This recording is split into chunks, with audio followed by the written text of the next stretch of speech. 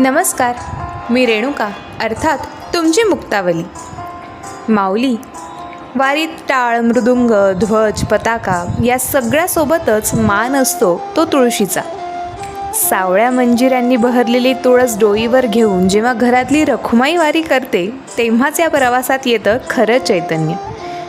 एरवी घरादाराच्या संसाराच्या जबाबदाऱ्यांमध्ये ती इतकी गुंतलेली असते की अगदी स्वतःकडे बघायला सुद्धा तिला वेळ मिळत नाही. मग ती कोणी साधी गृहिणी असो किंवा साक्षात ती आदिमाया रुक्मिणी.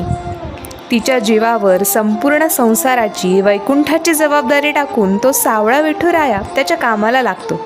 पण ती मात्र त्याच्या सगळ्या वेळा सांभाळून घरादाराचा, साक्षात या वैकुंठाचा सगळा डोलारा सांभाळत असते.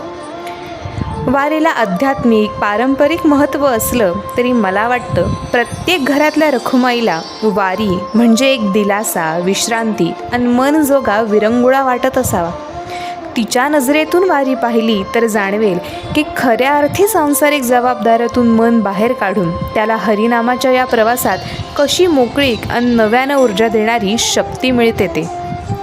कधी लहानपणीच्या दुडूदुडू पैंजणातून तर कधी अनुभवाने सुरकुतलेल्या मायेतून, कधी कोवळ्या वयाच्या जनी मुक्ताईमधून तर कधी समर्थ अशा त्या जगज्जननीच्या रूपानं हा स्त्रीत्वाचा गाभा वारीचा प्रवास अजूनच जिव्हाळ्याचा आणि चैतन्यमयी बनवत जातो. समाजव्यवस्थेच्या, शिष्टाचाराच्या याना त्या कारणांनी, शृंखलांनी स्त्रीमनाला मोकळ्या मनानं व्यक्त होण्याच्या फार कमी जागा दिल्या.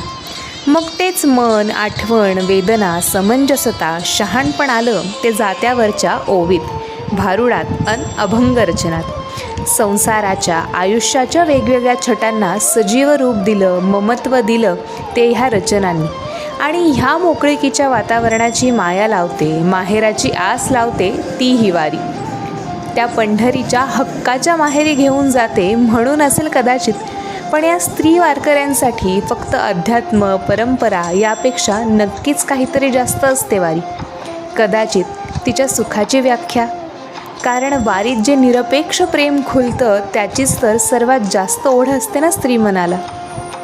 संत मुक्ताबाईंनी याच स्त्री मनाला वाचा देताना अतिशय खेळीमेळीच्या उदाहरणांनी या जीवाला मुक्तीची वाट दाखवली. प्रापंचिक समस्यांना जाचलेल्या एका स्त्रीच्या मनाला संबोधित करताना त्या शब्दचित्रण करतात. उबगले संसारा मजला कोणी माहेरासी न्यावो, उबगले संसारा मजला कोणी माहेरासी न्यावो, चुकवा एवढा हा जाच तुमच्या पडते पायावो. प्रपंच हा सासरा मजला उगाची गांजितो, प्रपंच हा सासरा मजला उगाची गांजितो, भेद भयंकर भाव मजला उगाची जाळीतो, भेद भयंकर भाव मजला उगाची जाळीतो. सासू ही कल्पना मजला जाच करीते नाना, सासू ही कल्पना मजला जाच करीते नाना, अविद्या ही तर ननंद माझी उगीच राहीना, अविद्या ही तर ननंद माझी उगीच राहीना. क्रोध माझा धीर मजला भल ते बोलितो, क्रोध माझा धीर मजला भल ते बोलितो, काम माझा दादला मजला भलतीकडे नेतो, काम माझा दादला मजला भलतीकडे नेतो. आशा ममता जावा यांनी मांडी येली ना कुठवर, आशा ममता जावा यांनी मांडी येली ना कुठवर, सोस जाच हा तर कदापि राहवेना, सोस जाच हा तर कदापि राहवेना. जो माझे माहेर दाखविल त्याचे देह समर्पिन, जो माझे माहेर दाखविल त्याचे देह समर्पिन, म्हणे मुक्ताबाई गेली माझी लज्जा ही उडून, म्हणे मुक्ताबाई गेली माझी लज्जा ही उडून. या शब्दवारीच्या रूपाने का होईना पण आपल्या माहेरी पंढरीला जातोय याहून आनंद आणि समाधान ते काय.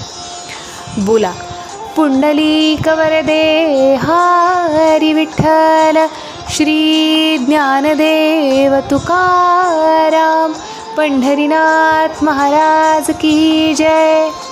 जय जय राम कृष्ण हरी.